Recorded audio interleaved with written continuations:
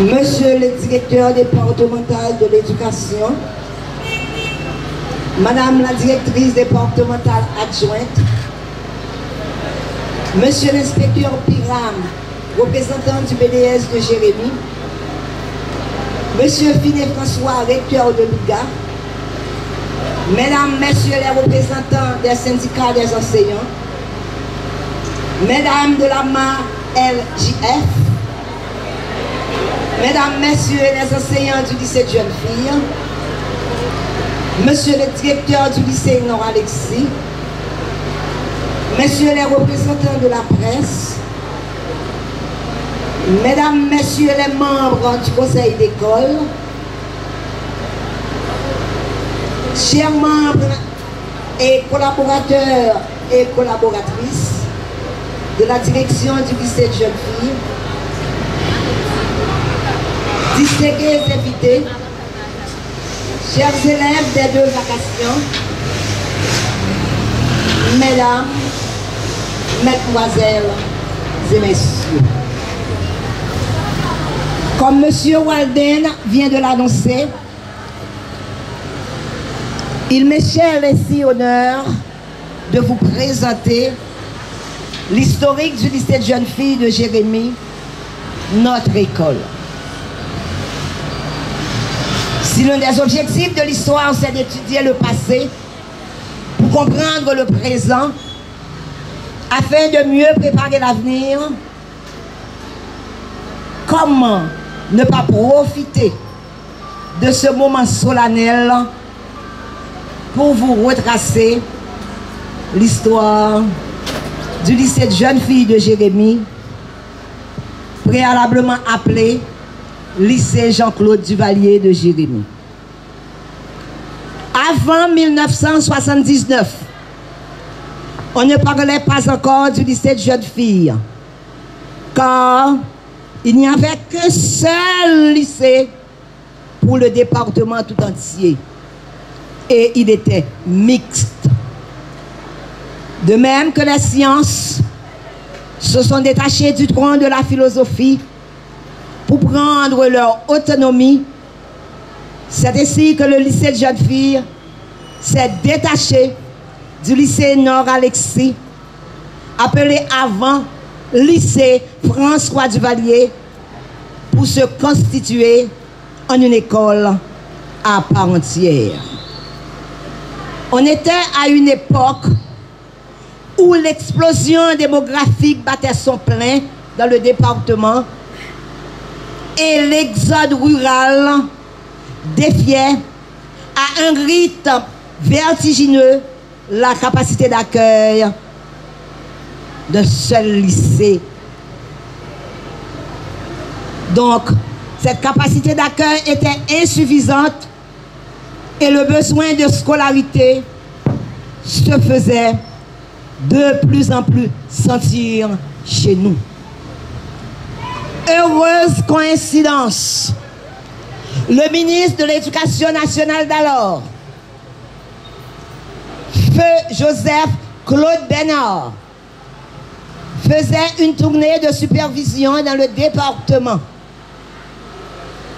Dr Pierre Mayas, préfet de l'arrondissement, profita de son passage dans la région pour lui faire un bilan de l'état des lieux en matière d'éducation et du coup solliciter de lui et doter de la ville d'un lycée pour les jeunes filles du département.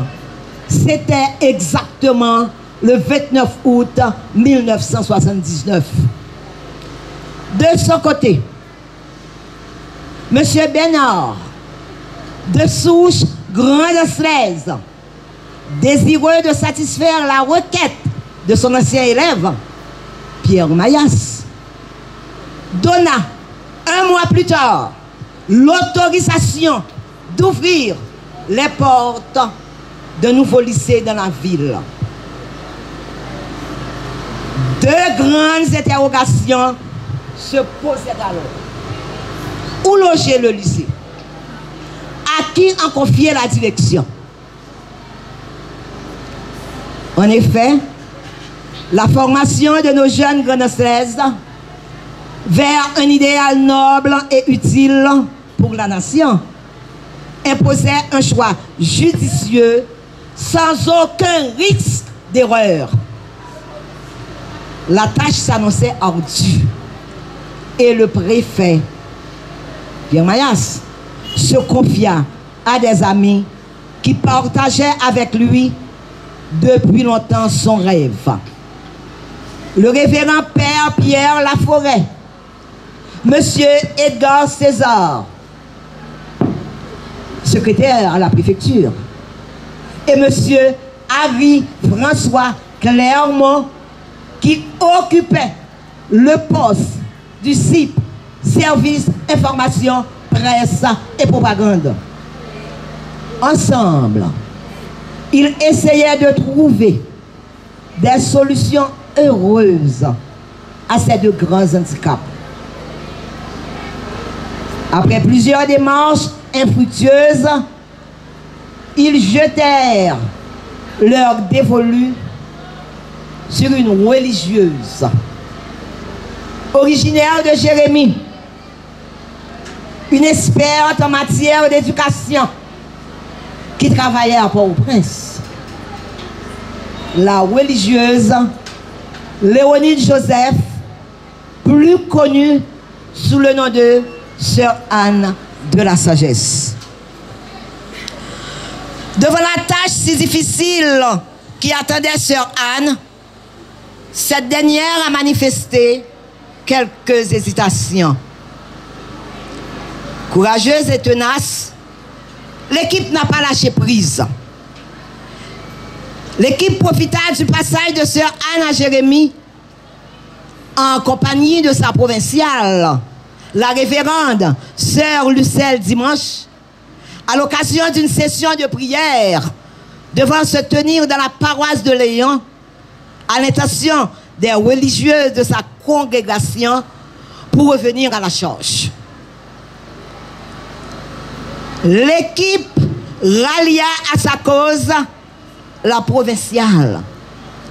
Et ensemble, ils finirent par convaincre Sœur Anne d'accepter la noble mission qu'on lui proposait.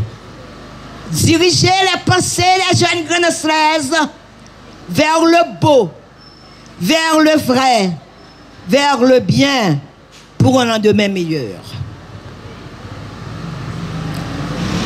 L'adhésion de Sœur Anne a déterminé l'équipe à se surpasser pour trouver un espace physique aussi confortable permettant à l'école d'accueillir sa première cohorte. Leur choix se porta donc sur le local ayant logé les cours professionnels de Madame Paula Brière Laforêt et qui abritait dans le temps l'école Elda Pierre. En octobre 1979, le lycée de jeunes filles de Jérémie ouvrait officiellement ses portes. Quelques mois plus tard, le cyclone Allen ne manqua pas de secouer le bâtiment qui ployait déjà sous le poids de la vétusté. L'avenir de la première cohorte s'annonçait hypothétique. Docteur Pierre Mayas, l'infatigable, sollicita et obtint de Sœur Lucelle Dimanche l'autorisation que le local de l'école Notre-Dame de Lourdes, dirigé par les filles de la sagesse, soit prêt à héberger le lycée de jeunes filles. Par la suite, le lycée de jeunes filles connut d'autres locaux, comme celui du lycée Nord-Alexis, dont la direction a su se sacrifier pour permettre au lycée de jeunes filles de fonctionner. Depuis son existence, plus de 44 ans, tous ceux et toutes celles qui ont collaboré ensemble pour la cause de cette institution ont consenti d'énormes sacrifices pour maintenir haut le flambeau et rehausser l'éclat de ce temple du savoir. Durant 44 ans d'existence, beaucoup d'élèves, beaucoup de chevronnés professeurs, beaucoup de cadres y sont passés. Certains d'entre eux sont encore vivants, tels que notre figure majeure, M. Harry-François Clermont, ancien professeur et surveillant général du lycée de jeunes filles. M. Ogias Saint-Jean, ancien professeur et censeur du lycée non Alexis, censeur au lycée de jeunes filles également, pour ne citer que cela. D'autres nous ont précédés pour l'Orient éternel, tels que la révérende Marie-Elisabeth Théodora Léonide Joseph, première directrice du lycée de jeunes filles. Monsieur Edgar César, premier censeur du lycée de jeunes filles. Madame Gisèle Viel, et j'en passe.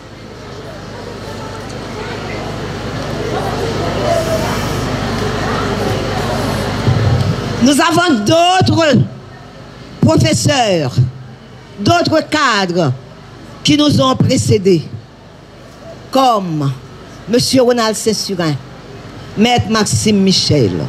Nous vous prions de vous lever pour prendre une minute de recueillement en leur mémoire.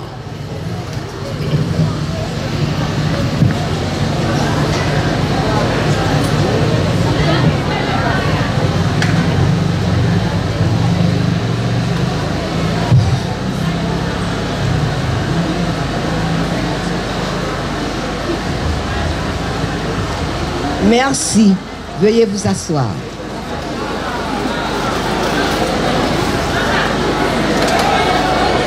À noter que les démarches insistantes et soutenues de la directrice, Sœur Anne de la Sagesse, auprès des responsables de l'éducation nationale d'alors, ont eu du succès. Puisqu'en fin de compte, en 1983, la ville de Jérémie a pu bénéficier d'un local dédié au lycée de jeunes filles. Remarque importante, d'octobre 1979 à septembre 1991, Sœur Anne s'était toujours mise à la hauteur de la délicate mission qui lui était confiée. Créature distinguée, à l'esprit large et averti, Sœur Anne a su mener la barque à bon port. Pour des raisons de santé, après 12 années de dur labeur, elle quitta la direction de l'école pour s'adonner entièrement à ses activités religieuses. Depuis lors, Madame Rosemeline Lagrenade Raphaël, votre servante, fut chargée d'assurer la mission. L'histoire et la postérité se chargeront de continuer pour vous, mesdames et messieurs, cet intéressant historique. Merci. Yes.